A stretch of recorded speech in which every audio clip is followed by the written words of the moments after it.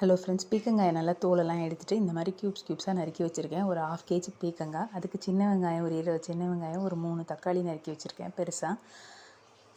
இது ஒரு கடாயில் நல்லா எண்ணெய் ஊற்றி கடுகு, சோம்பு, ஜீரகம், உளுந்து எல்லாம் வதக்கிட்டு சின்ன வெங்காயத்தை வதக்கிட்டு அந்த சின்ன வெங்காயத்துலேயே நம்ம பீக்கங்காயை நல்லா வதக்கணும்.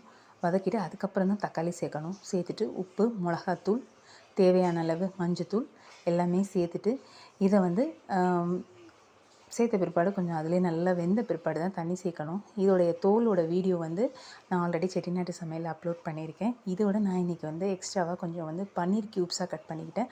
அதையும் இதில் சேர்த்துருக்கேன். உங்களுக்கு வேண்டாம்னா ஸ்கிப் பண்ணிவிட்டு இதை அப்படியே ரைஸோடையும் கலந்து சாப்பிட்லாம். நான் இன்றைக்கி சப்பாத்திக்கு தான் செஞ்சுருக்கேன். நீங்களும் ட்ரை பண்ணி பாருங்கள். பிடிச்சினா லைக் பண்ணி சப்ஸ்கிரைப் பண்ணுங்கள்.